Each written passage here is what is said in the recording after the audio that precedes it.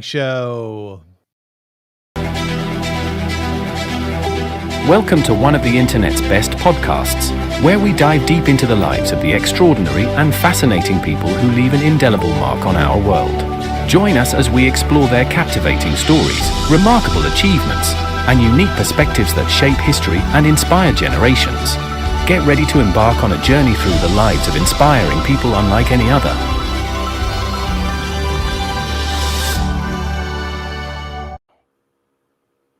Avrum, beautiful beginning, like beautiful intro. It's epic, no?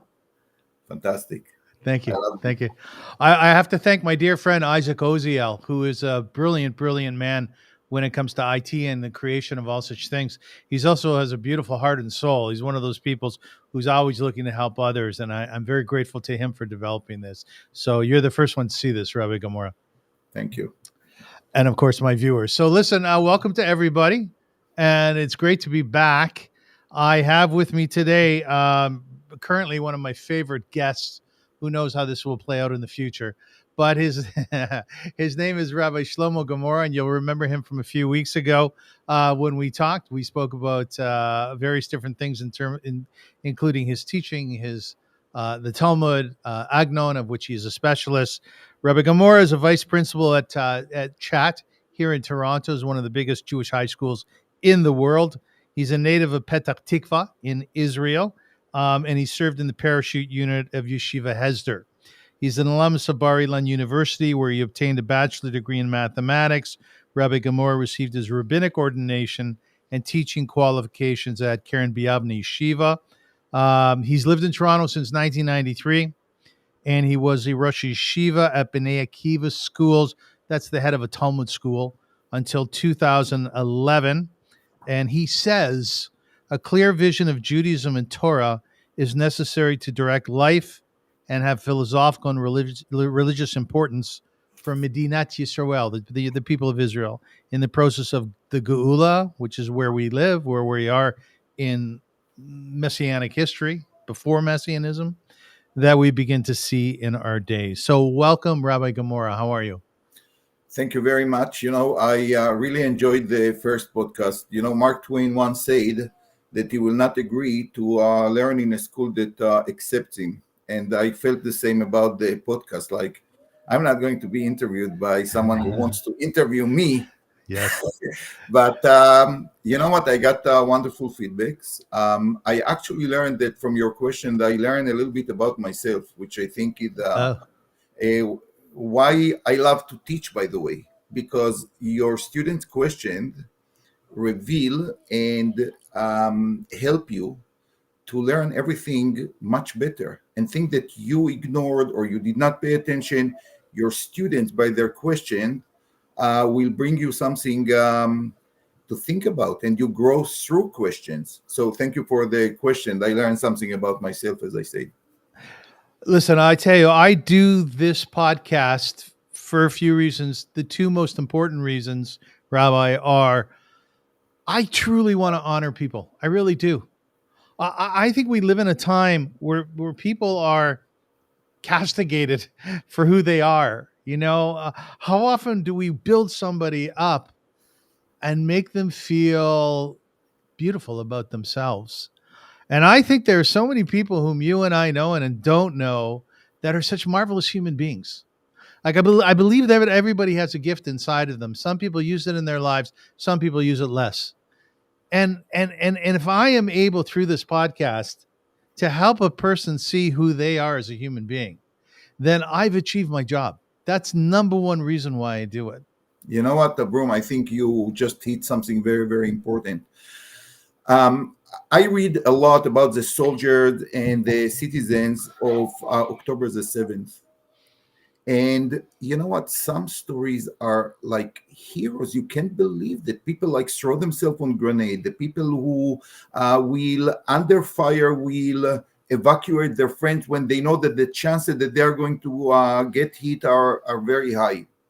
And you know what? I always ask myself, number one, I would like to interview their teachers in high school. Did they see their students as future heroes? And I can tell you what will be the answer.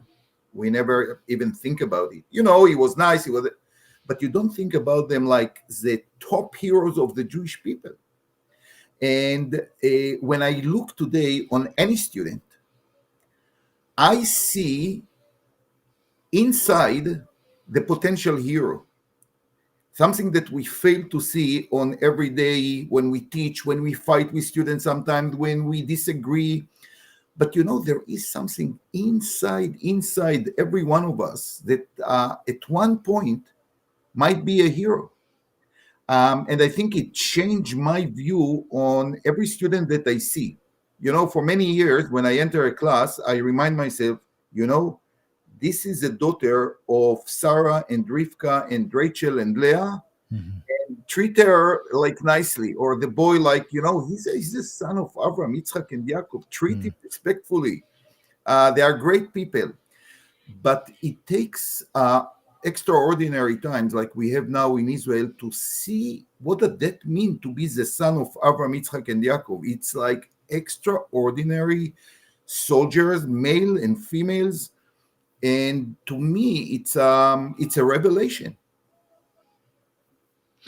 So do you think that there's heroism inside of all of us potentially? It must be so. It must be so. And more and more, I believe that is the meaning when we say that we are the children, Bnei Israel. Yes. We are Bnei Israel.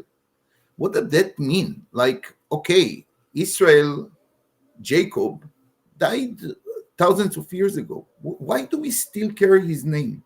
Yes. The answer is, I believe, because we carry some of his DNA. And that means fighting with angels and fighting with people, going through the hardest times in life and happy times in life, and to stay loyal to who you are. And why? That's why we are Bnei Israel. And yes, you know, we have to daven that we will never realize how heroes we are. You know, we have to live our life and to enjoy them as much as we can. But I do believe that each one of us potentially can be a hero. Tell me something. The children that you teach, the young people whom you teach, do they recognize the magic that you bring to the classroom? That's your view? That you're looking at them as children of Avram, Yitzchak, Yaakov? Like most teachers don't do that. Most teachers are just trying to get through the class. But you have a perception of these young people, which is truly beautiful. If they know it, I don't want them to know it. I want them to feel it, that they are respected, they have a voice. And I must say, listen, I have a career of 40 years. I say it proudly, but really, I don't think that I ever fought with any student. Even when I came to a conclusion, and you know, I'm sure that some people who are listening to us maybe was kicked by me at this point or another. We kept good relationship. How did you manage to do that? How did you do that?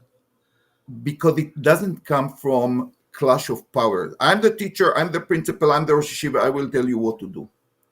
I just sometimes told them, you know, I think that you are on the wrong bus. You know, if you took the bus to Haifa and you found yourself in a bus to Eilat, I just tell you, you know, you are in the wrong bus. Yes. And some people were not born to learn in yeshiva. What can you do about it? You know, they are on the wrong bus. And, you know, when I was in Or Chaim, I sent students to chat. Sometimes I told them to go to chat because I thought that it might be better for them. And believe it or not, I just have a year ago, like someone came to me and they said, you know what? I just want one thing. I'm not a salesperson of chat or any other school. I think that your child is going to do better at Ulpana. So I really focus on the success of the student. And I try to be objective and respectful, most of all, to the student himself. Yeah, it's interesting because I went to Ner Yisrael Yeshiva for 5 years. Ner Yisrael Yeshiva is here in Toronto. It's a Talmud school. And it's for young people. I was 13 when I came to Toronto, and I was there till I was 18. And then I went to a Haredi yeshiva in Sanhedrin Mechavet, which is right outside Jerusalem. And my Rosh Yeshiva was Rabbi Friedler, and then Rabbi Uri Meyerfeld, who is still there, or he was my Rebbe. I'm sorry, now he's Rosh Yeshiva. He actually told my father, he said, Rabbi Rosensweig, your son is not made for Ner Yisrael. He's more so in sync with Or Chaim. Now, I don't know. I'm sure Rabbi Meyerfeld won't be listening to this because I asked him, I went to visit him recently. I said, have you ever watched the movie? He said, no. So I'm assuming he's not watching our interview, Rabbi Gemara. You never know. Nah, Rabbis actually like to hear all kinds of things. All right, fair enough. I don't think so, but okay. But long and short of it, it's when you meet somebody and you see that they have insight, in particular into you, and you've already read their cover as though, oh, this person couldn't possibly know who I am. It's very refreshing. It's very beautiful. It is. I want to ask you about being a rabbi. Okay. Okay, but can I stop you for 1 second? I just want to do something really, really interesting because we mentioned Israel and what's going on. Today is the birthday of one of the hostages. His name is Shlomo Mansour. He's 86 years old, which is exactly the age of my mother. She should live for 120. Amen. And it really touches my heart. You know, a person like this, like 86 years old, is in the tunnels of Gaza. And the family say that what he liked the most is to eat ice cream. He loves ice cream. Yeah. So there was a Jew in America, I can't remember even who was it, but I got it on my feed, that said, you know what, on Sunday, today, March 17, we are going to remember in a unique way Shlomo Mansour and to eat glida, ice cream, to remember him, just to remember we are the Jewish people.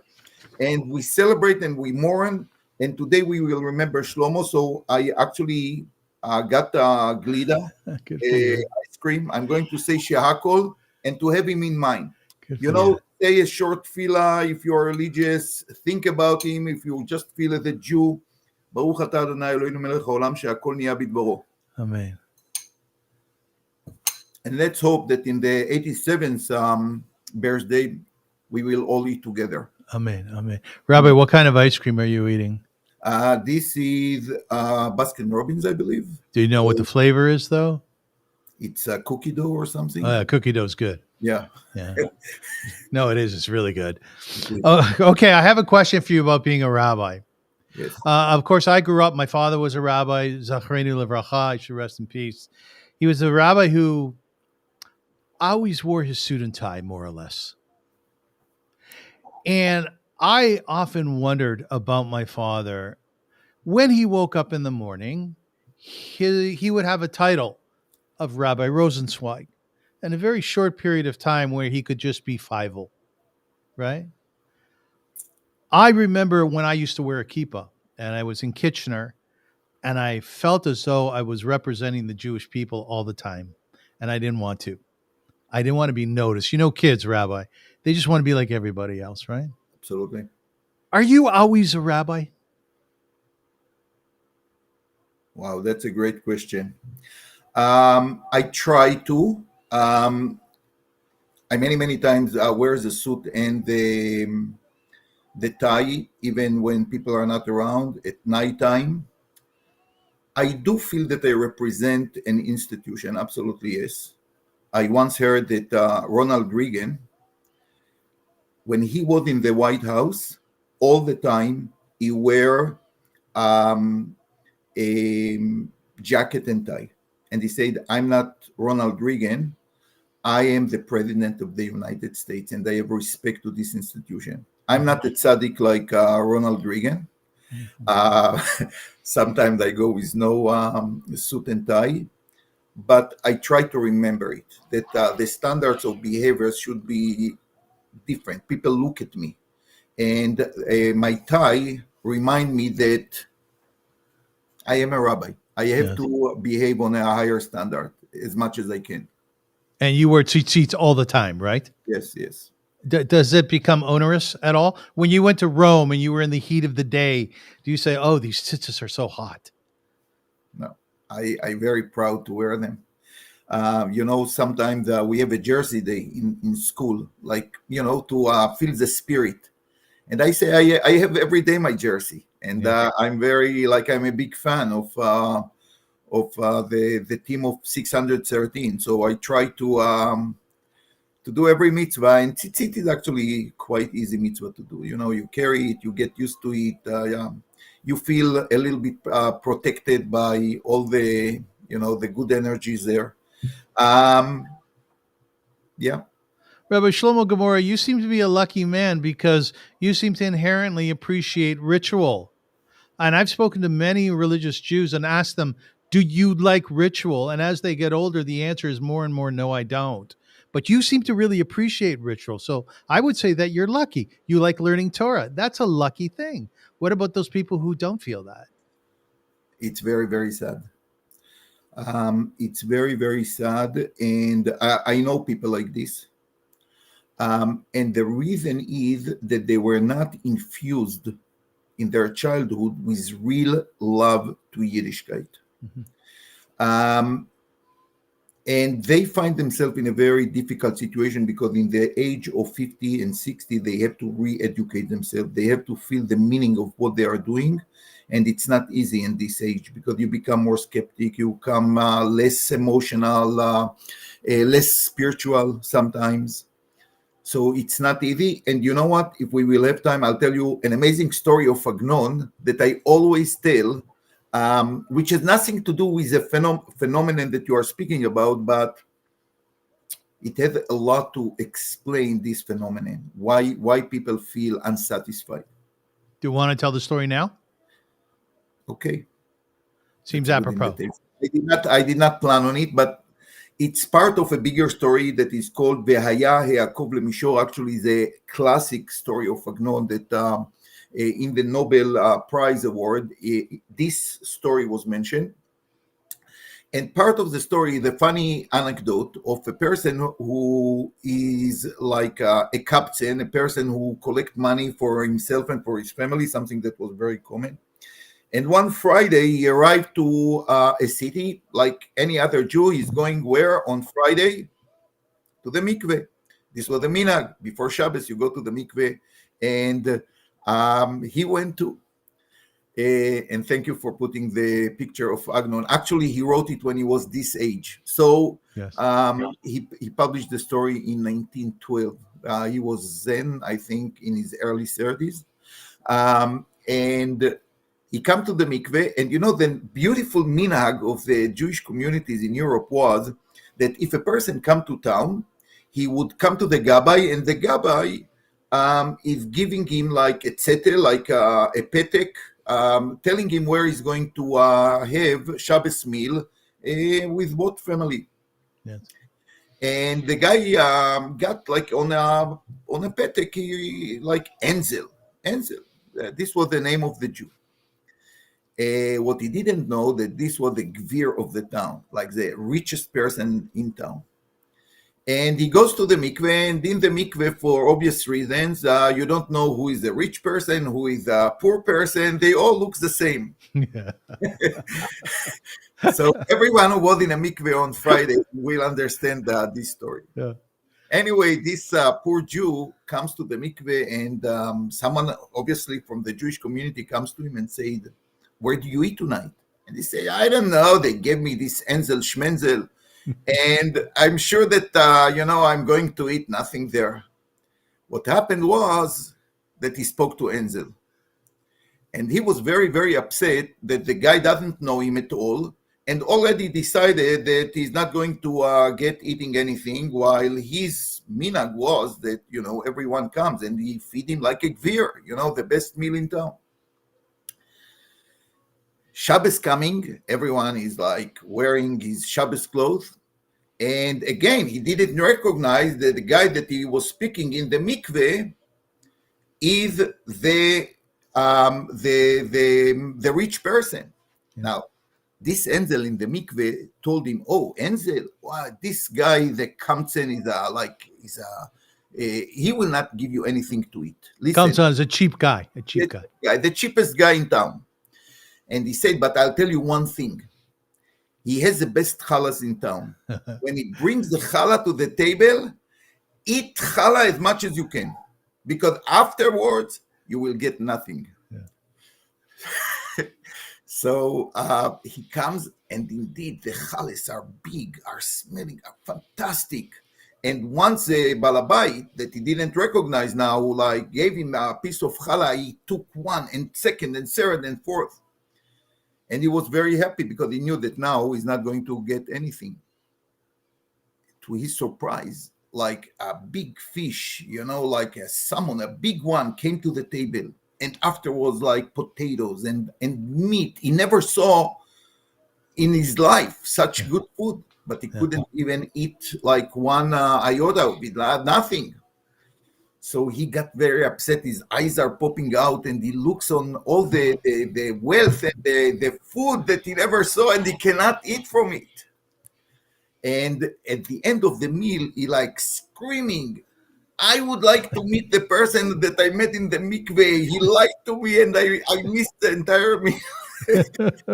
Agnon finished that Enzel and all his family, who knew the story from before, because he told them, apparently, look how he's going to eat all the bread and he will not be able to eat anything else, are laughing and having good time.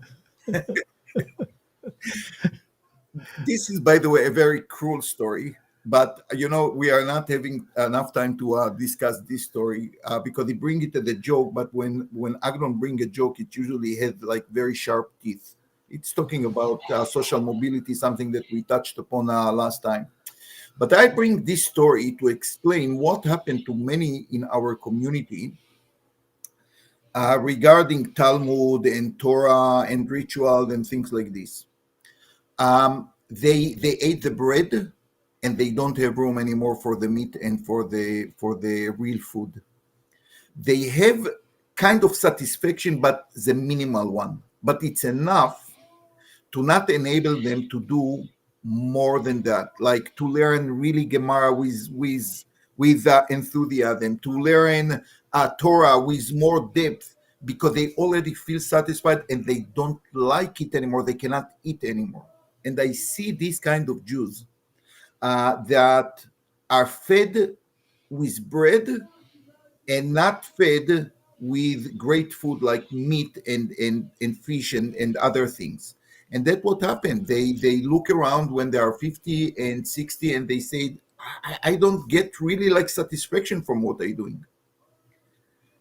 And this is something, that every rabbi, every teacher has to take into account. It's not only what you teach, you have to give it like a simcha inside. You have to give some reason, some meaning into what people are doing.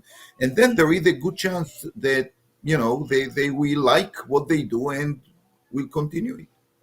Rabbi, to continue on the discussion on being a rabbi, I want to read something to you from Rabbi Jack Moline.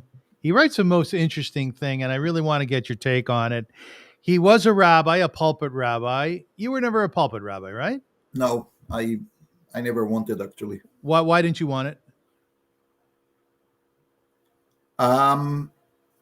Why I didn't want? Because you see me, I think that you already understand. I'm really open to many, many things. And once you are a pulpit rabbi, you have to be not only yourself, but something that the community expect you to be. Yes. And I don't want it. These are like, will be shackles on my legs and my hands. And trust me, I was offered quite amazing opportunities, but a good rabbi is a slave, and I say it in the most positive way, to his community. And for all kinds of reasons, I maybe was afraid, I didn't want. I'm not sure exactly what it is, but I need certain freedom that help me to be who I am. As a Rosh Yeshiva, you were okay being yourself? Because sometimes you're silly. Sometimes you're very funny. You often let your hair down. That's why I enjoy you so much. Were you like that as Rosh Yeshiva? Yeah, in Orchaim, actually, it was a fantastic place. That's by the way, I love to work with, especially teenagers. Yes. They keep you young. They keep you young. You have to see the world in a very different way than, a person 40 and 50 and 60. Listen, today, Baruch Hashem, I'm over 60. And many, many times I still see the world through the eyes of a 17 years old, 18 years old. Baruch Hashem, I'm very happy that I can sometimes to tell them, I think I was there. I think this path will be better for you. But I still can feel the excitement of being a teenager and all the burden that comes with this. And when you are a community rabbi, it's very, very different. It's very different. And listen, I completed all my, I could be like in Israel, a city rabbi. But I didn't see it as part of myself. You understand? Like, to be a rabbi is not a job. It's a mission, and you have to be like 100% with it. And some people are absolutely brilliant at it. Rabbi Korobkin, who is another friend of mine Absolutely. who I've had on the show, and we're going to do a show in a few weeks together, the three of us. He's brilliant rabbi, right? I completely agree. And you know what? I admire it because sometimes I can see like what rabbis of communities are going through, and I admire them. I don't say that they are slave in a bad way.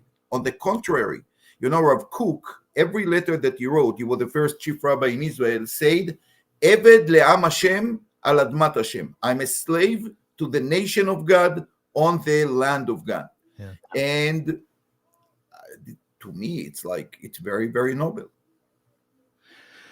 To go back to what I was saying before, there's this fellow, Rabbi Jack Moline. He was a rabbi and then he retired.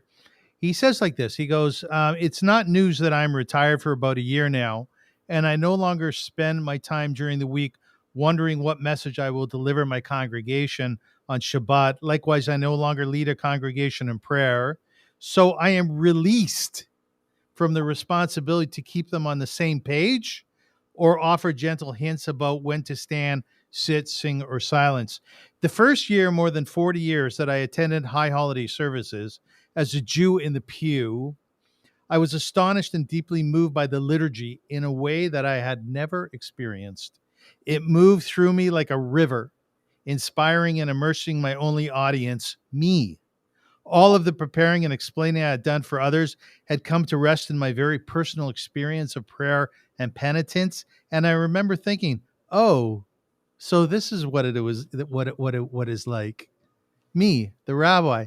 And I thought this is wonderful. And I wanted to ask you, based on this, because you're so often caught up in the pomp and ceremony of being a teacher, of being a rabbi, are you able to experience your own personal spirituality in the way that you want? Actually, yes. I feel myself, I wouldn't say very spiritual, but there is no day in my life that I don't feel connection to spirituality. If it's just by eating ice cream for another Jew and to say the bracha and to thank Hashem for all the beautiful things that He created around us, which I think is the purpose of all the brachot, like just to connect you. You continue with your life, but you recognize that your life is about something higher than just eating. You meet God by eating ice cream. Isn't it great? It's fantastic.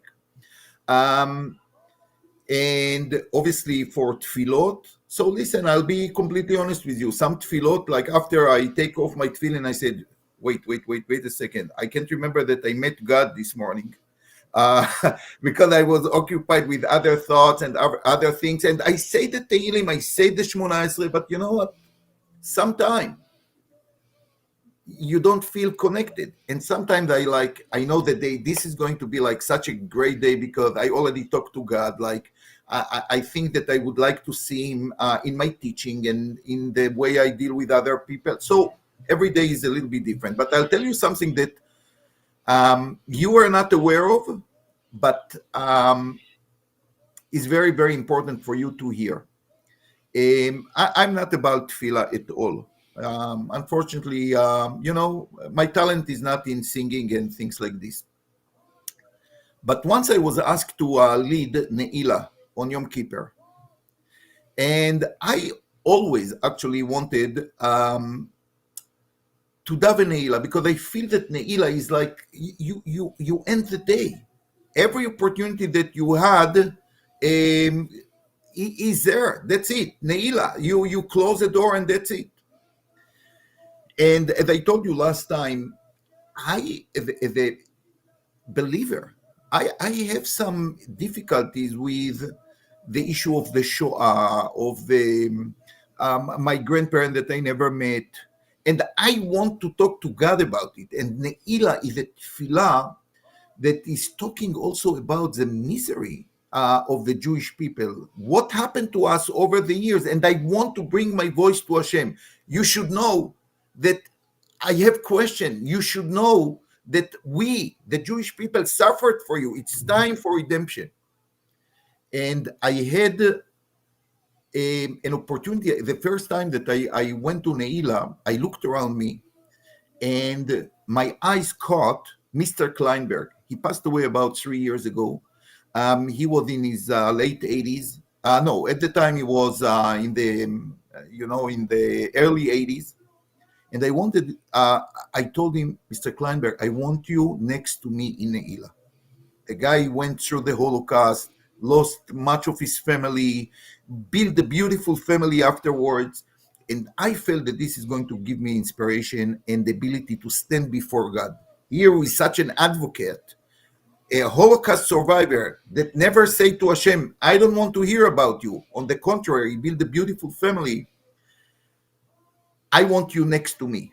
And you know what? I felt that I fly to the sky. I can tell you what kind of feeling that every time that I want to know what spirituality for me, I remember my own Tfilat Ne'ilah. Because it's not about me. It's about the connection of the Jewish people with God. And so these are the time that I really feel 100% connected. And I wish that it will continue on to the rest of the year. Can you define that connection a little bit more? Excuse me. Like, for instance, when you make a bracha, blessing on the glida, on the ice cream, if you're present with God, as you say, or thereabouts, what happens in your head? What's going on in your head? In my head, I just think about like the beautiful world that we are in. I'm sorry, 1 second. It's okay. I think that my battery is going to die. Wait a second. Oops. It's a chance to look at your library. Okay. So what happened? What was the question? I'm sorry. I was listening to you make a bracha on the glida, and I'm thinking, what's going on in your head? Okay, so I really fascinated by the world around us, with many things, with human beings like you, with trees and fruits and animals, and many things fascinate me. And I know for sure, like for me, it's not something that I have to think again and again. God is behind it. And normally our thoughts are occupied with something different. But when I have the opportunity to stop for a few seconds and to say the bracha on the ice cream, I thank God for the milk and for the fat and for the sugar and for the wisdom of people to take all these ingredients and to make something great as ice cream. When I go, there is a beautiful bracha. I love it the most. After a person spends some time in the washroom, he goes outside and there is a bracha of Asher Yatzar. We take our body for granted. But you have to go once to a hospital. Rabbi, I'm sorry to interject. But that Asher Yatzar, Chalulim, basically what you're saying to God is, thank you so much for my intestines. Thank you for making my innards work, right? Yeah. Absolutely. Because little a thing that is not working properly, how much suffering people have when one little thing is not working properly. Sometimes it may be even fatal. And, I think I got such a great gift. And, it requires me 2-3 times a day just to thank God for all of this, I feel really like inspired by it. I want to get into a discussion about the Talmud shortly. Thank you, by the way, for your response. My sister Chavi, my family. My sister Of Chavi, she course. loved our interview. And God bless her. She's a tzedekis, my sister. She's a righteous person. She is. She said to me, Avram, after Rabbi Gemara gives his answers, sometimes I notice that you'll just go on to another question. And I think it would be much nicer to show him respect and tell him how mesmerized you were by his answer. And I said, Chavi, you know what? You're right. That's a really good point. So Thank you. And while you mention it, the story with Neila, I have to tell you something about your mother because I think that you carry on her legacy. Your mother, Alea Shalom and Chavi, every Yom Kippur, after I came home and ate something to break the tzom, they were the first one to call me and to give me thank you for the Neila. Now, I really, again, I don't do it for myself, but it's so nice that people who were inspired give you a feedback. And we are very bad at feedback. This is true about our spouse, about our children. And we have to be more positive to the people around us. It will give them a great chizuk. And she's right. When people called me and said, I saw the interview, I said, I don't believe that you spend so much time on it. And they say, no, it was interesting. So, my self-perception. My mother, God bless her soul, when she would read a good article in the newspaper, in the Kitchener Record, or even the Toronto Star, which a lot of Jews do not like, she would literally pick up a phone and call the journalist. Or very often she would write a letter of appreciation. And thank God, all of my sisters and myself, we do that similarly. In other words, if you teach your children hakarat hatov, to be appreciative of others, they will fall into sync. They will do it too. This is quite amazing. And I have to say, I learned it from my mom, to thank for every person who did something good for us. And I was actually quite surprised. I once went to a restaurant in Toronto. And most likely it happened so few years ago. So most likely it's already closed. Yes, it is. It's a minhag here in Toronto. And at the end, I asked to see the chef. And the owner asked me, why do you need the chef? Yes, I said, I want to thank him. He said to me, wow, you know what? That's really nice, because most people come, they pay and go home. They said, what do you mean? He tried, he did, I enjoyed his meal. Very good. I should thank him, no? Yeshikoch to you. Yeah. I want us to get into a discussion about Talmud. We're going to talk about the Talmud, and we're going to talk more about Agnon. Before we dive into our shmooze vis-a-vis the Gemara, I put a picture up here behind you, and what it is it's a library of Shai Agnon. And I don't know if people can see these small pictures, these thumbnails very well, but I looked at that picture, and the image that came to mind vis-a-vis you is we have davened together at Mishkan Avram on Friday night. And I see you walk in. You always walk in a little late, don't you? Are you always late? Don't tell it to the entire world. Yeah, what's up with that? I'm late. You know what they say? Moshe Feinstein used to say, when is Shabbos? When you start asking when is Shabbos. And I'm like a person, I just follow his instruction. Like I asked my wife, when is Shabbos? She said 5 minutes ago. Anyways, I see you come in and you daven, you catch up. And then throughout the davening, you're walking around the library that exists at the shul, and you're looking, and sometimes you'll pull a sefer, a book off the shelf, and you'll sit and you'll flip through it. And my thought was, I grew up in a home where my father, God bless his soul, was a bibliophile. We had 10,000 books in Swarm.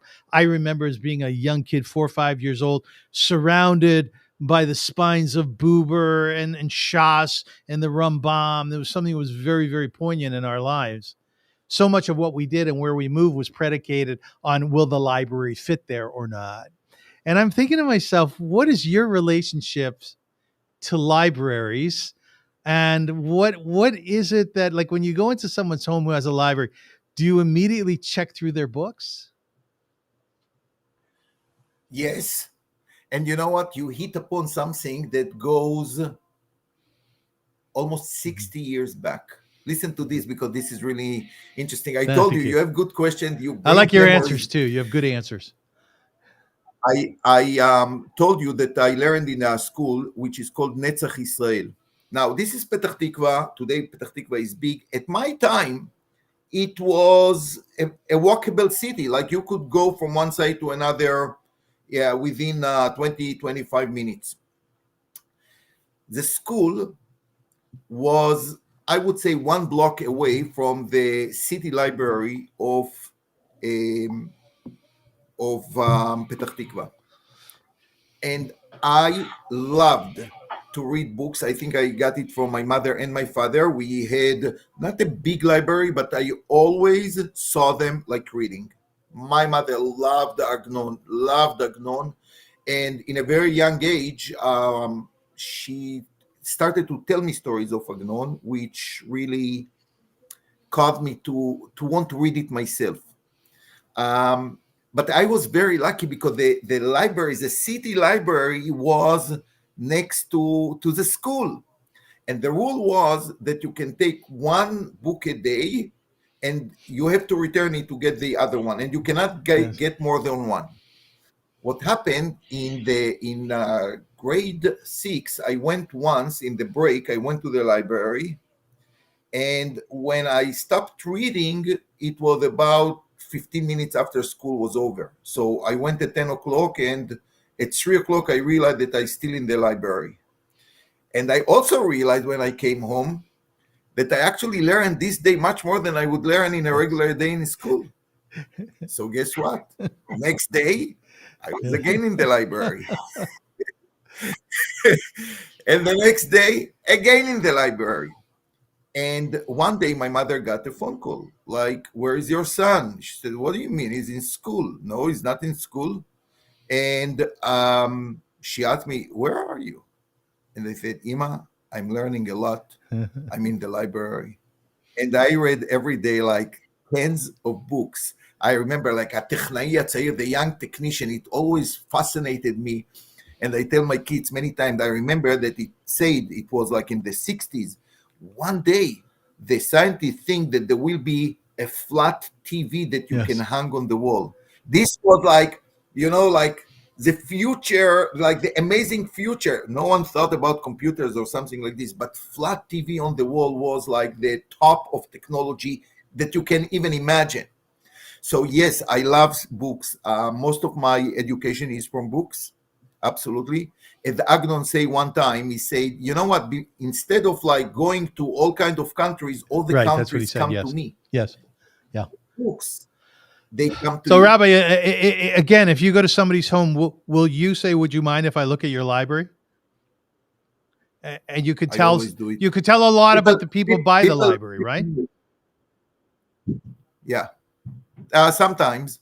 Because today today you cannot judge upon you cannot judge a book by its cover, because we have digital books. No one open a book anymore. So this is very, very sad that but what can you do? The accessibility to books became unbelievable. I'll tell you one little story. The biggest Jewish library was in Vilna to a person by the name Rav Strashon. Rabbi Strashon actually was a wealthy person. He controlled all the pearl trade in Europe, gave him a lot of money. He was in connection with the Tsar of Russia, the kings of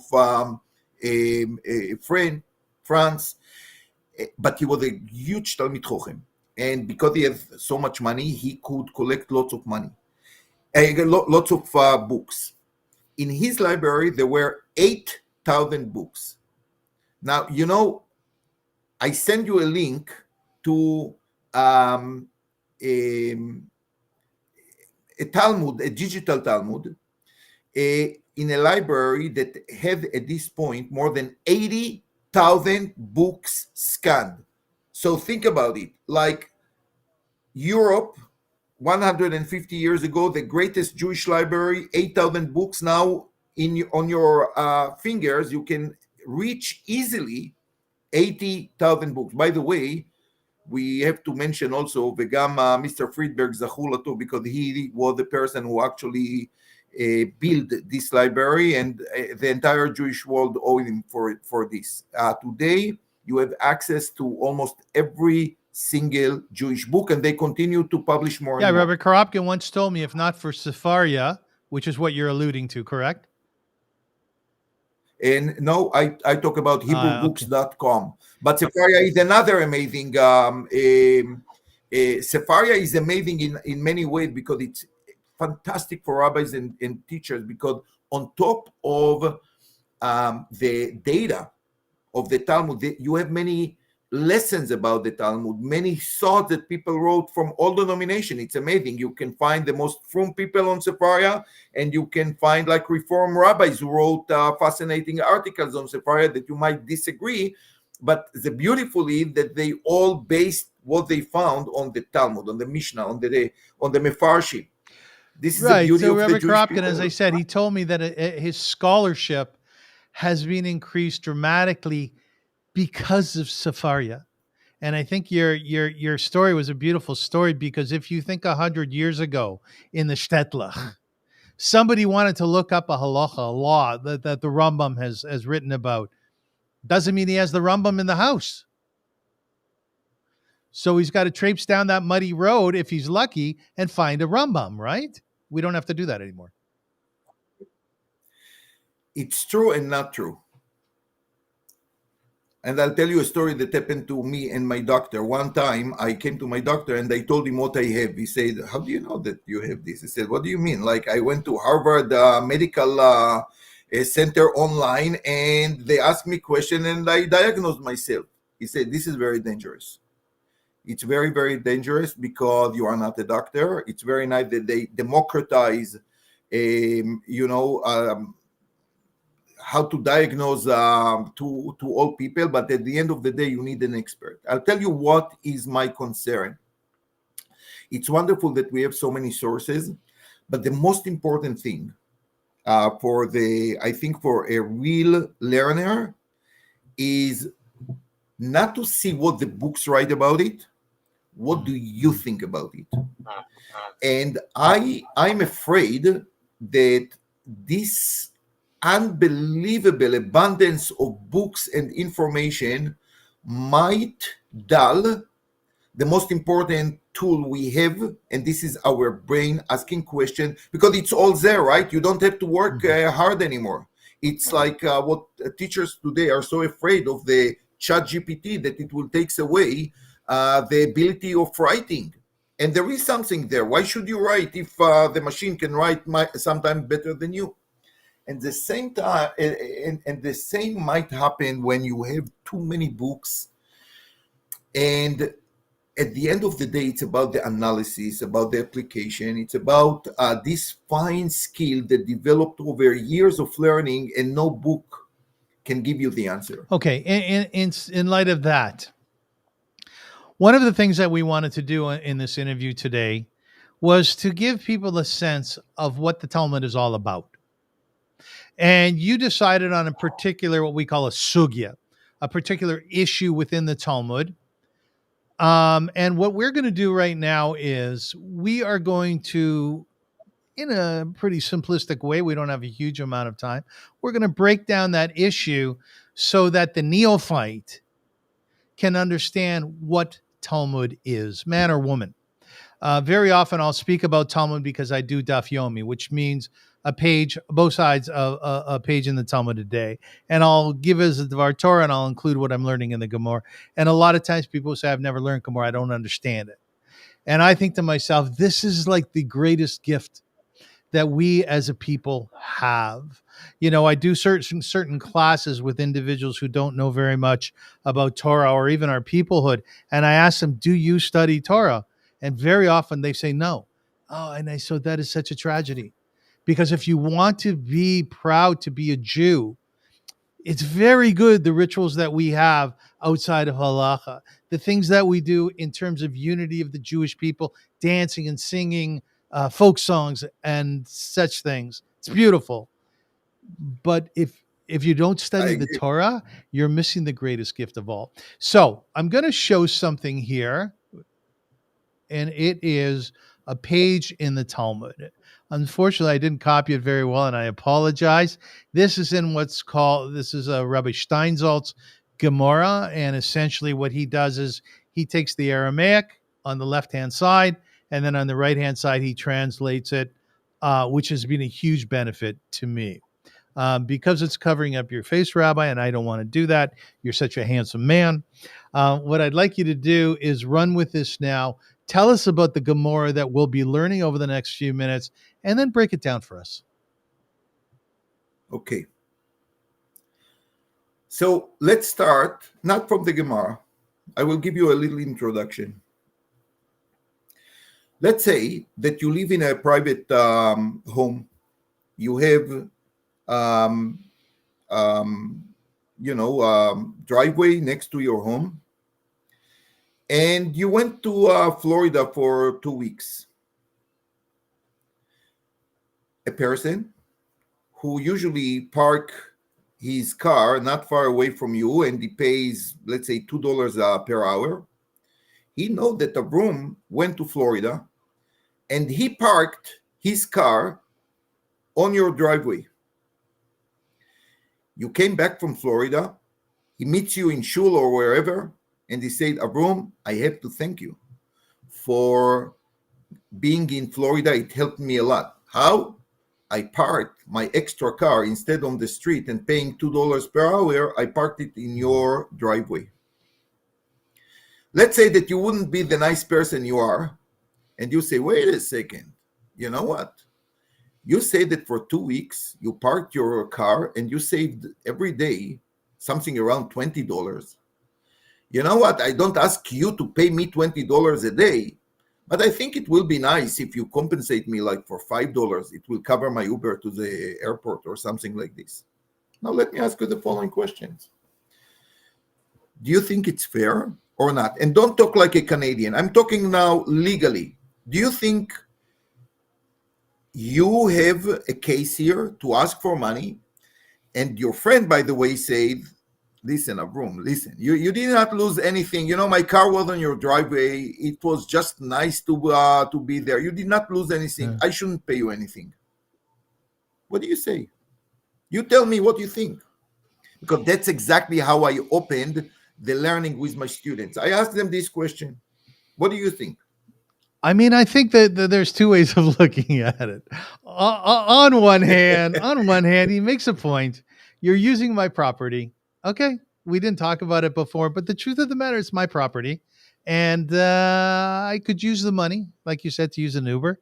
So I would appreciate it very much if you would pay me for it. And then the flip side to it is we didn't talk about it. I lost nothing by you losing it. You gained. I should be happy about that. So no, you don't have to pay. You know what? We just learned a Gemara now. Because I always like to approach the Gemara not with what we could start, you know, Rami Bar Chama said so and Rava said so. We are going to touch upon it in a second. But we actually learned Gemara now. We took a case and we can see it. You say it so beautifully, and many, many intelligent people who will approach this issue, they will say, whoa, that's a very interesting issue, because I never thought, why should I pay for things? Is it because my benefit? Or is it because the other guy lose? And here is the case that is in the middle. I benefit, certainly. You don't lose anything. Should I pay for it, yes or not? And this is a very philosophical question, because you touched with few words about the idea of ownership, like a huge legal issue. What does it mean to own a property? Can I squeeze every cent I can make out of it, or maybe it's something different? What exactly we pay for in our life? As I said before, is it for the benefit? Is it for the loss of someone else? And try to imagine that young people, you know, they are 13, 14 years old, and they start to think about major issues that normally, students in law school, will start explore when they are 19, 20. And this is something which is a very to me is very amazing in the Talmud. So first of all, there is a story that developed apparently, especially in their communities, about an empty house that was invaded by people. So I gave you the idea of a parking lot because today no one is allowed to the home of someone else, obviously. But it was very common in the time of Talmud, like geo crisis happened. People left their houses. When they came back, they found someone in their house. It happened even in Jerusalem. Part of Baka was like an Arab property. Part of Sheikh Jarrah that we call is Shchunat Shimon HaTzadik. It happened in times of war that houses are left empty. Someone come inside, and the question is, when they come back, are they entitled for payment, yes or not? And this is a huge sugya, discourse in the Talmud that is called Ze Nehene Veze Lo Chaser. This one get benefit, the other one does not lose anything. Should the one who got benefit should pay for it, yes or not? It's a huge discourse going over a few bloods of Talmud. So first of all, you have a question. Then you go through thinking, okay, what is the argument to this side? What is the argument to this side? Then you have to start bringing proofs. And here, something very, very interesting. Can we let's keep continue going. to discuss it? Okay. So here is one example for the Talmud. The Talmud bring the following case. I will make it short. There is a valley, and many people have different fields in the valley. One day, deers or rabbits, whatever the case is, are coming to the fields and they cause damage. The person on the north side of the field decided to build a fence. The person on the eastern side decided to build a fence. And the same with the western one and the southern one. Now, the person in the middle wake one morning and look at that. He had a fence around him, which benefit him. There will be no deers that will eat his field. And he did not spend a penny. His friends come to him and said, listen, Chaimke, we did you a great service. We built a fence around you. Let's say participate in it. And he said, I never asked for it. It's very nice that you build it. But you know what? You had to do it anyway for your own fields. The fact that I get benefit is nothing of your business. So exactly the 2 points that you presented before. And the Mishnah, it's a Mishnah. The Mishnah said that the guy in the middle has to pay. Now, regarding this question, before the whole discussion starts, we have two opinions. One of Rami Bar Chama, one of the Amoraim who lived about 1600 years ago, and his good friend Rava. Rava said he doesn't have to pay in a case that he got benefit but did not cause any loss. Of course, if he volunteer or send a thank you note, this will be very nice. But the court cannot force him to do it. That's a big issue. Is it forcible or not? And Rami Bar Chama said, no, he has to pay. You benefit, you have to pay something that will be agreeable upon all parties. Now, Rami Bar Chama said that he has to pay. He's very happy with this Mishnah that say that the guy in the middle has to pay, right? But what Rava is going to do with it, this is a very authoritative source that says that you do have to pay. And Rava, remember, said, no, this guy does not have to pay. And the question is, what is he going to do with this text, which is very authoritative? So listen to this. Very interesting. Says Rava, no, you misunderstand the interpretation of the story.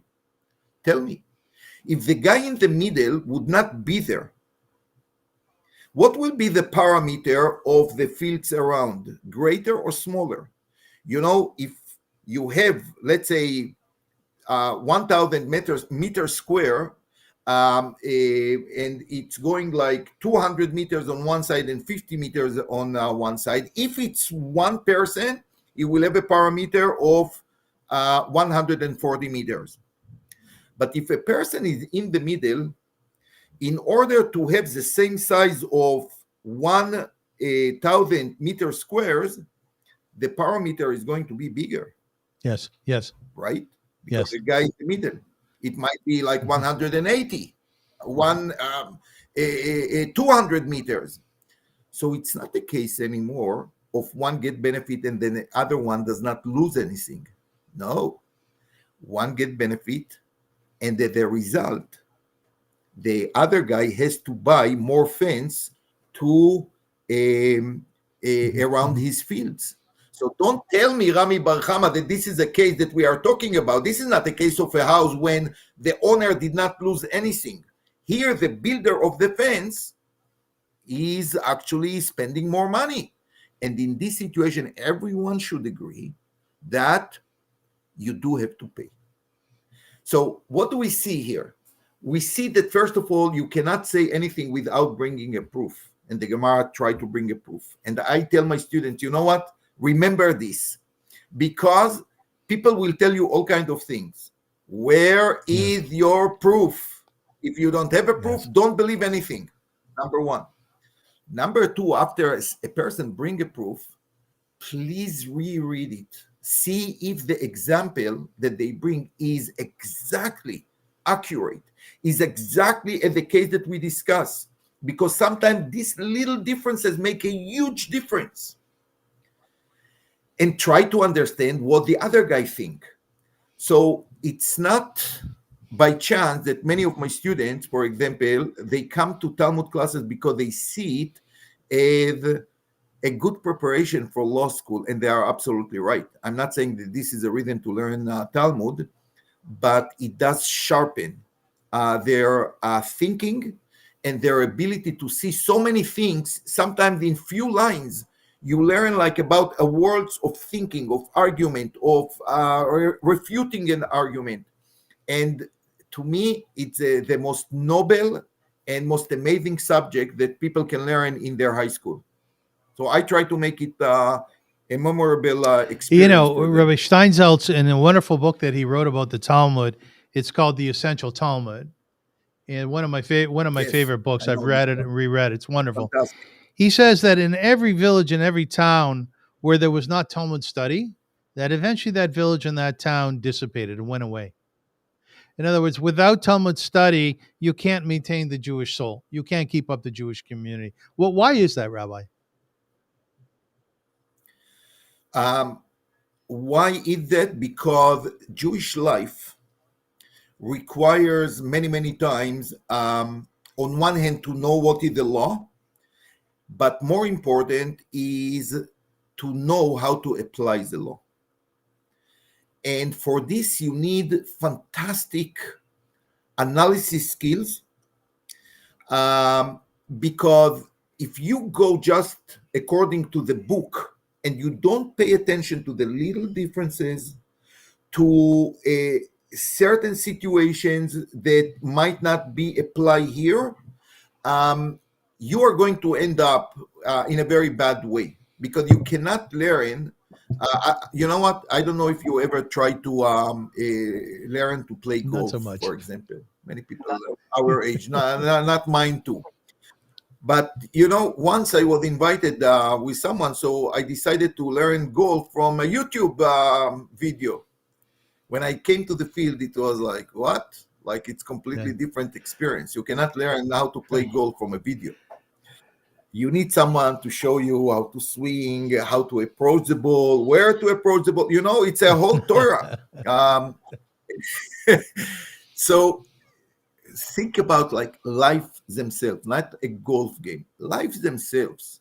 You have so many issues in the family, between people, about money, about education, about how to keep Shabbos. When can I break the laws of Shabbos? When not? For all of this, you need fantastic skills of a researcher, of a person who can look deep into the core of the issue, the crux of the issue. Because if you are going to apply like that, you are not allowed to be Mechalel Shabbos in certain situation, for example, you will kill many people. Because one case is not like the other one. And you have to learn, what is it here? This is not a regular like headache. This is something that might be For a doctor, he will tell you, this is not a regular headache. This is something different. And the rabbi, the skilled rabbi, the skilled Rosh Yeshiva, the learned one, he will know, because he learned Talmud, how things sometimes are very, very different from each other. And why in certain situations you have to apply the law in a different way that is in the book. So the Talmud, and by the way, Talmud was sealed in the 5th century, but the Talmud is actually going on because in every generation until this very day, the interpretation of the Talmud is still continuing. And you see rabbis are fighting about what is the explanation here, what the explanations there, and they all stick to the same text. That's the most amazing thing about the Talmud. You have enough room in the text itself for different interpretations. So indeed, the Talmud shaped us as a nation much more than the Torah itself, because it's clear-cut things in the Torah. The Talmud helped everyone to understand the core of things. And that's why I believe that many Jews became like great doctors and great lawyers and great inventors, because I think we carry it in our DNA, this research, this like fine-tuning of a text, analyzing a text in a different way. And therefore, I do believe the Talmud is for everyone. Rabbi, I think your answer was a great answer, but I want to take it a little bit further. I think Rabbi Steinsaltz was saying too was, yes, Talmud has enforced and reinforced our character as a nation, or as a village, as a town. It's maintained us that way. We've had to think about things. We've had to work things through. There's so many tributaries that come out of the learning of Talmud. But I think what he was saying also was that it maintained us as a people. It helped us survive externally. And that I'm curious, how would Talmud do that? I would say that you build a community around learning, a community of scholars, a community where the scholar is admired. It's a different community than the regular community. And in the Jewish community, like the admiration to people who bear this knowledge. But I have to tell you, the greatest admiration is, I remember the yeshiva bocher is to the Rosh Yeshiva, it's not to the rabbi. Because the Rosh Yeshiva shows sometimes in the text depth that you never see. And you want to imitate it. You want also to read the text differently, to see behind the text what every word means, why these words are coming together. And I do believe that it created a community that maybe was poor in resources, but they had a huge advantage on all society around them in terms of education, of thinking, of looking about things in a different way. And therefore, communities that could not maintain this quality, as you say, disappeared. Because you cannot keep yourself high, with a head high, if you don't show that you are better than others. You don't have this pride.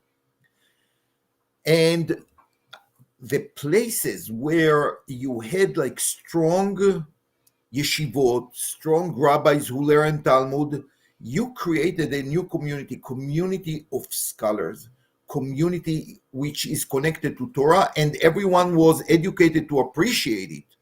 And I think this built a different community. Listen, you go to cities in America, don't you think that the people in Boston are slightly different than the people in Chicago? And I don't want to take anything from but you can see, like, let's say 1 out of 2 people in Boston is teaching in MIT or in Harvard or here or there.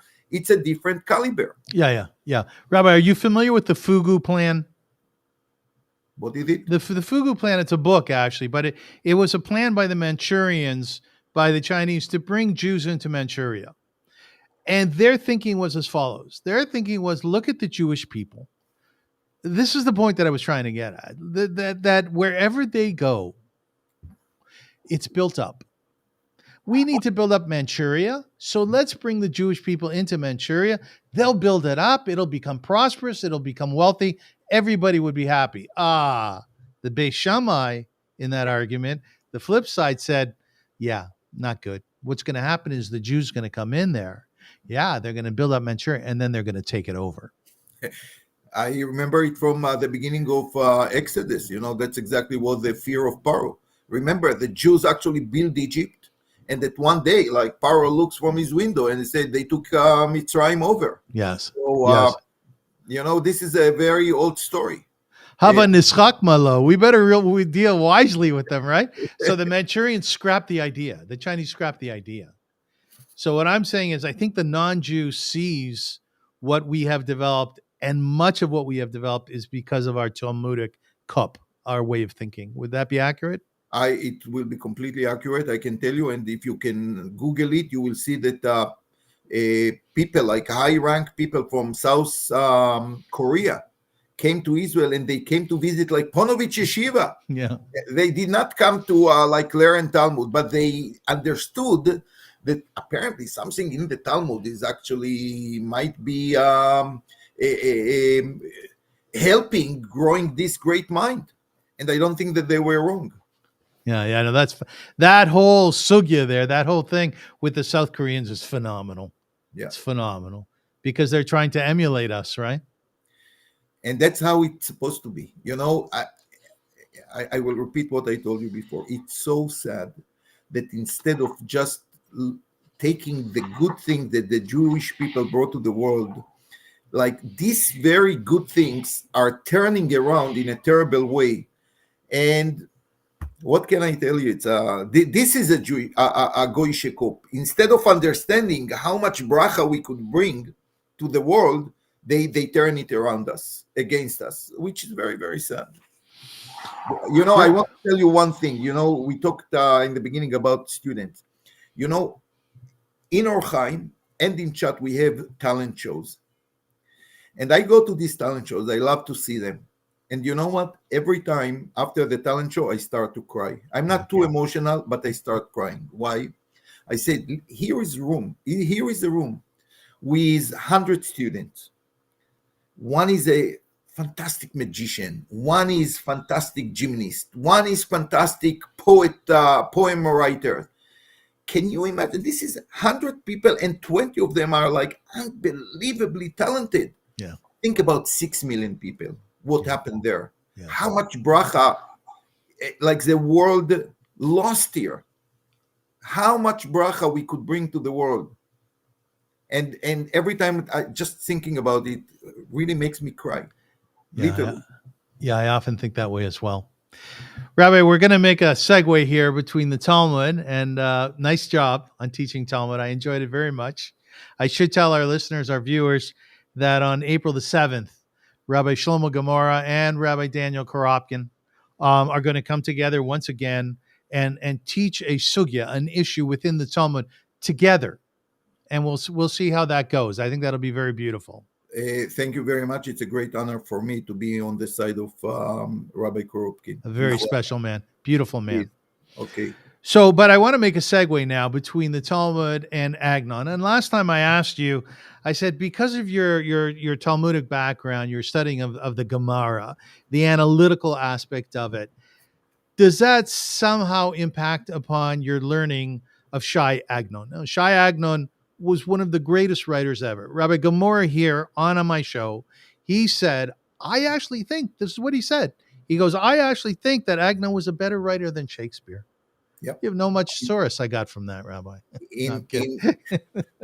In many, many ways, yes.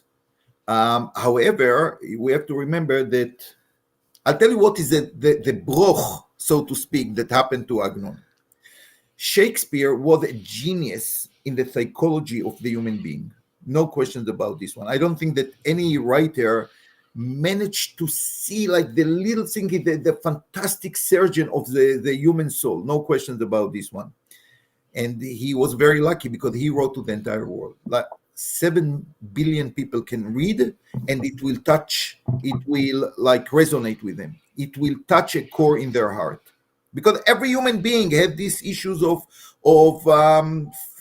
fame and family issues and all love lost, which is like the human experience. Yes. Agnon wrote about all of this, much more deeper, much more philosophy into it, and he wrote it to a nation of 15 million people, where I would say today many few thousands can really understand the little nuances in his writing. What a tragedy. What a tragedy. Like such a genius mind. And as I said before, if you are not going to learn Hebrew, you will never understand Agnon. That's the tragedy of it. So it cannot be even translated. Even the best translation will never bring Agnon to the average person unless he's like fluent in Hebrew. Rabbi, a few weeks ago, we had a class which you led, and that had to do with an Agnon story called B'Sha'achat, right? Which would be translated as what, accurately? B'Sha'achat supposed to be like in 1 hour. 1 hour. Yeah. Okay. You see, that's the English, like Sha'a is an hour, Achat is like 1 hour. Now, for the regular person, you would expect that something happened like in 1 hour, which is very, very true. But just hearing the word B'Sha'achat brings into mind a whole story from the Talmud, which is an amazing story. You want to hear the story? Yeah, please. The story is about a person, Rabbi Hanina ben Tradion, a great sage in the time of the Romans, who decided to teach Torah against the decree of the Romans. He was caught and was sent to a very cruel death by building fire and to burn him alive. To make long story short, seconds before he's executed, he had a discussion with the executioner, the person who executed him. The executioner. Thank you. And he was so taken by this discussion that he decided to change his life. And when he burned Rabbi Hanina ben Tradion, he threw himself into the fire because he wanted to be part of this amazing Kiddush Hashem. Kiddush Hashem is what? Kiddush Hashem means like sanctify the name of God. Like okay. This was like a person devoted all his life to Torah, and now he dies for it, for the fact that he was teaching Torah, and he felt in a little moment like such a transformation that he decided to kind of convert and to join this magnificent event of being killed on Kiddush Hashem, being a sacrifice for Kiddush Hashem. And when another sage, I think it was Rabbi Yehuda Anasi, the writer of the Mishnah, heard about it, he said, Yesh koneh olamo b'sha'a achat.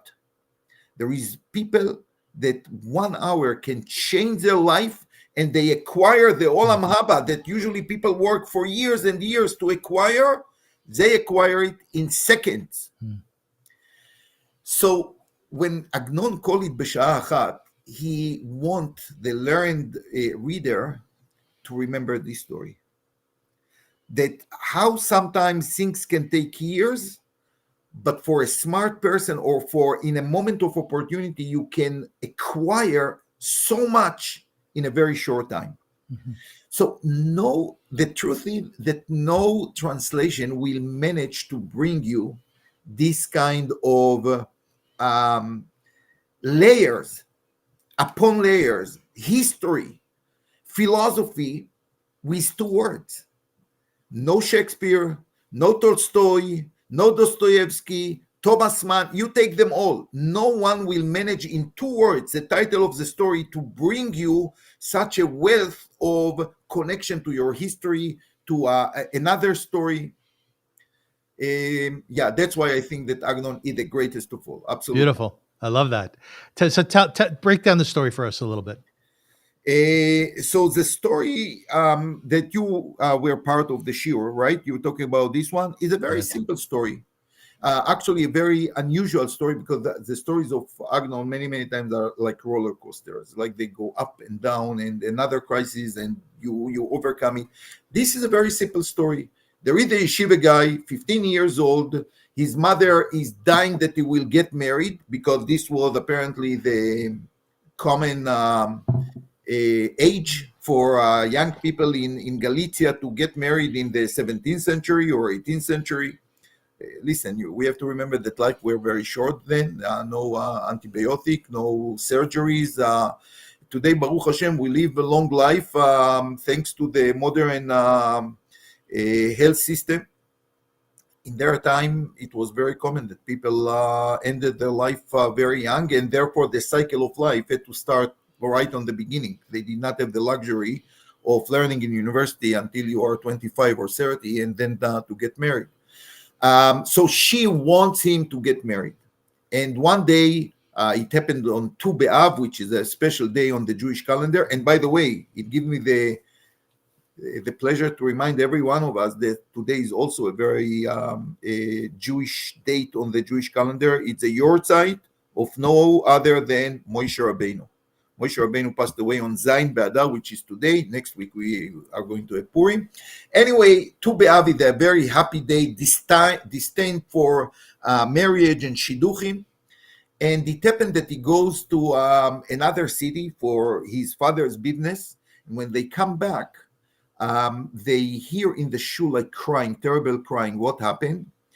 There was a young kala that was supposed to get married. She's dressed like a kala, like a bride, and she's crying and crying, and everyone is screaming. What happened? She was supposed to get married to an older person. It was very common, unfortunately, for girls who came from very poor families to get married with someone that will ensure their, physical survival. And because the father of her was a tzaddik, he was a righteous person, but, like many other righteous people, he did not have money in the pocket. He could not give all the dowry at once, and the groom disappeared. Mm-hmm. And then the father said to his son, you have an opportunity here. Maybe you marry her. Okay, we planned for a wedding like for months, and here the father said to him, my dear son, maybe you take the opportunity. And the son looks at her and said, Abba, yes. And the rabbi, the great rabbi of the town, who did not came for the first wedding, comes out. He married them. The mother joined later. She did not know why the entire city is so happy. When she came to the chuppah, she realized who is under the chuppah, her beloved son. And of course, the story ends with that they had a wonderful family and they lived happily until the Nazis killed them all. And he called the story B'Sha'ah Achat, like he seized the opportunity that happened here, and he made a quick decision to marry the girl. Now, there is nothing like so extraordinary in the story. I mean, this is extraordinary because no one will understand it today. Like what? Like to go to meet a girl and to make a chuppah that was already there, But the interesting thing is that this girl is kala of a blind woman. She's a descendant. She's, I think, a grandchild or great-grandchild of a lady by the name Rachel Leah. And she was a blind person, but she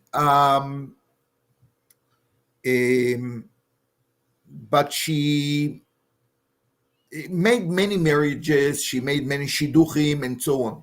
Matches. Yeah. And the truth, Agnon say that the mother of the Chatan always wanted to get married with this family, although they did not have money or anything like this. But she felt that the real virtue of the Jewish people is kindness, and she always wanted to be part of this family. And here, like God orchestrated it in a way that her son actually married the granddaughter by chance, by fluke, right? Now, Agnon give this lady a name, Rachel Leah, for a good reason. What the name Rachel Leah reminds you, Avrum? Yaakov's wives. Exactly. But more than that, remember that there was like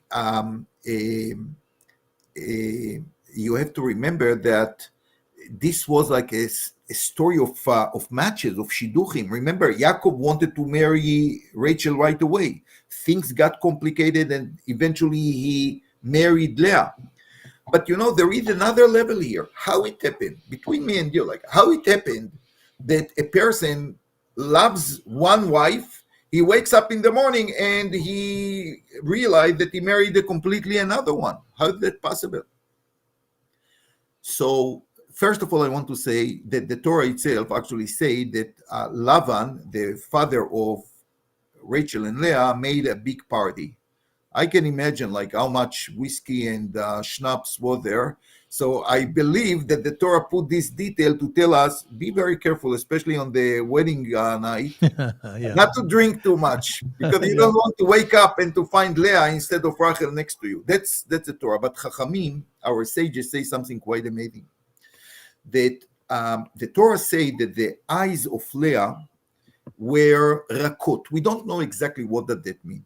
It's like open to many interpretations. Some say they were beautiful. Some say no, she was crying so much because she was supposed to get married to Esav. Remember, Esav was the older, Yaakov was the younger, and like everyone said, Esav is going to get Leah, and Jacob is going to get Rachel. Yes. And Leah was crying. Now, think about the story here. Like this lady was supposed to get married to a wicked person who left the wedding just because her father did not give enough money, and eventually she married someone else. This is exactly the story of Leah. She all her life just was worrying that she will get someone who is bad, is wicked, and eventually got there and the things around, and she married Jacob like a wonderful person. Yes, it brought more issues. And Agnon called this lady that is dealing with shidduchim, and I would say matches which are not always so simple. It's not like today you go to JDate and all kind of sites. This was like a pre-arranged marriage, and you needed to be sometimes a blind person so the marriage is going to be successful, because sometimes your eyes are going to trick you to marry the wrong person. So Agnon built all this in a beautiful way, but he made like a nowadays story or Galicia story modeled by the old stories of the Torah. And by this, he's doing something quite amazing. He tells you that the stories of the Torah did not happen 4,000 years ago. They happened every day. If you understand the principle behind the story, you are going to see that tonight we are going to have wedding that might be modeled after Rachel and Leah. All the problems, all the futures problems, all the happiness, it's all there in the story. And I think by this, Agnon opened our eyes to see the Torah as a living text. Chayei olam nata betochenu, we say on the bracha of the Torah. He gave us like a treasure of chayei olam, of life forever.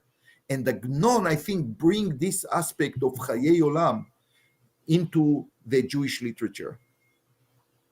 That's beautiful. Beautiful. He wrote many, many stories. He wrote many, many books. And people around the world are fascinated by him. Excuse me. And I think it's safe to say, because if you're fascinated by Jewish thought, then you are going to ensconce yourself in the mind of Agnon and the words of Agnon, which is what you've done, right?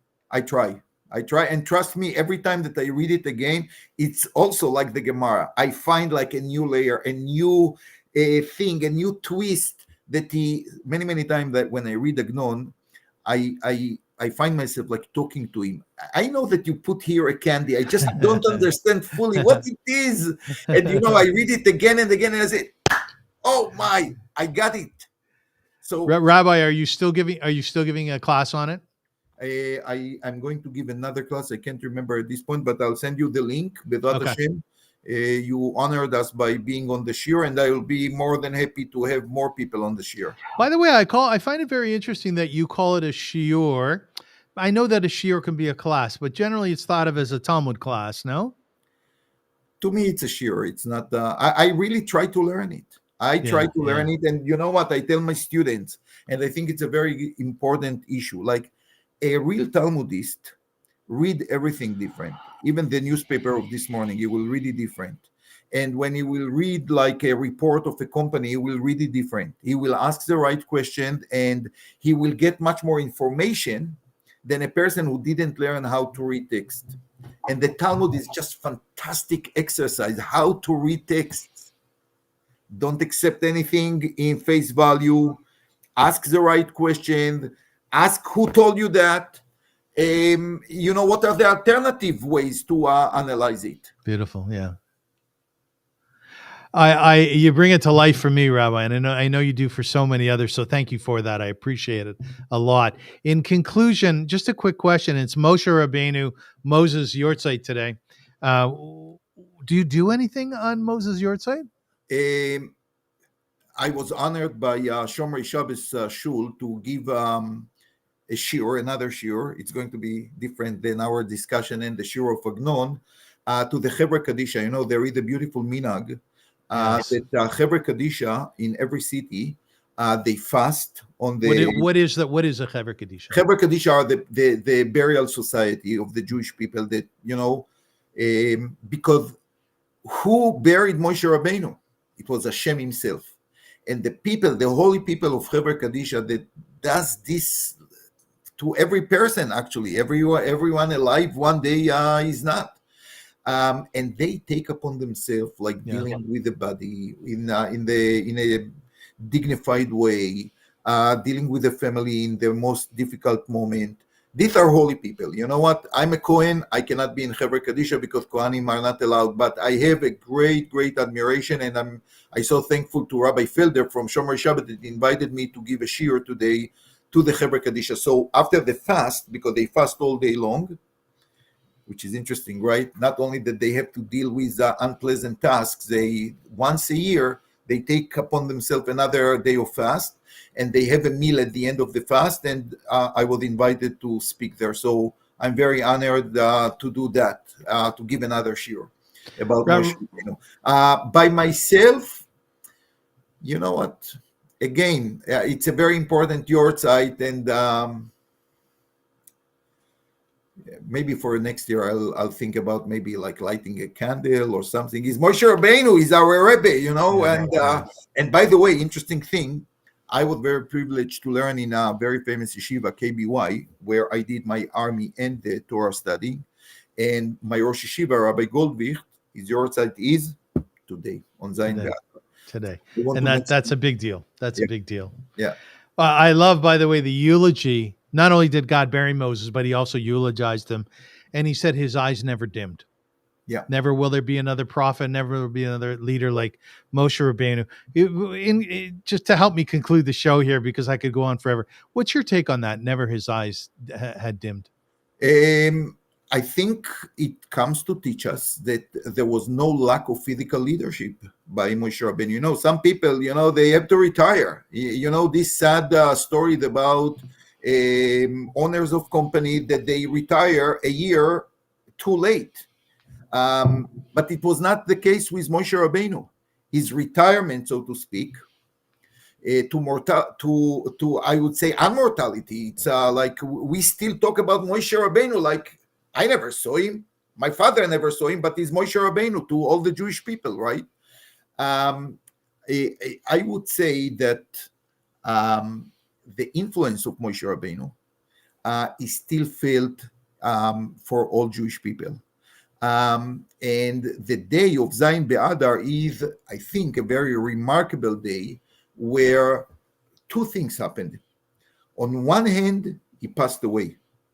On the other hand, he enabled us actually to create the Talmud, because there was no Moshe Rabbeinu anymore to ask him questions. You had to figure out what is the answer to your questions. And Moshe Rabbeinu, by his passing away, created a movement that exists until this very day. We don't have Moshe Rabbeinu to ask him questions. We have to figure it out by ourselves. Excellent. I also might add to that. Rabbi, when you meet somebody, regardless of their age, sometimes they're 95. and they have this illumination in their eyes. They never got young. They never got old. My mother was like that. נכון. My dear friend Rhoda, who is at 93, I believe she is. She's always in a state of awe of the world. It's a Rahmanis. It's sad when you meet people who, unfortunately, because life can be very difficult or they forgot their dreams, that their eyes become dark, right? That's a beautiful insight that takes us also to the eyes of Leah. Sometimes you can see a person, you can look into his eyes, you know everything about him. It's the window to the soul. Yeah. Ladies and gentlemen, thank you so much for staying with us. It's like a late night schmooze here. And I enjoyed my discussion so much with Rabbi Shlomo Gemara, who, as always, did a magnificent job. I enjoy listening to you. And I know that my viewers are going to feel the same. So, Rabbi, thank you so much for this. Thank you, Avrum. Again, I'm still surprised that you invited me, and this is the second time, but it's a pleasure to talk to you. And it's the last time. No, not really. Ladies and gentlemen, if you'd like to know more about the show, I have a YouTube channel. It's called the Avrum Rosensweig Show, and you can go there and you can see our past interviews. You can also go to my website at avrumrosensweig.com. And if you have any questions for me, you can find me on Facebook and many other social media outlets. We're going to be back next week. We're most excited about it. The show is going really well, and we really appreciate your help. When you go to YouTube, please subscribe to the show. That helps me a lot, and it'll ensure that we'll be able to continue this for a long time coming. So, to Moshe Rabbeinu, should rest in peace. Thank you so much for your beautiful leadership. The fellow in Gaza who's having his birthday today, his name is what, Rabbi? Shlomo, that's what it caught my eye. Shlomo Mansour, 86 years old. And eat ice cream. Yeah, eat ice cream, exactly. And it doesn't have to be the type of ice cream the Rabbi. Any ice cream is fine. And God bless everybody. Have a beautiful week. There should be peace in Israel. Am Yisrael Chai, and we will see you.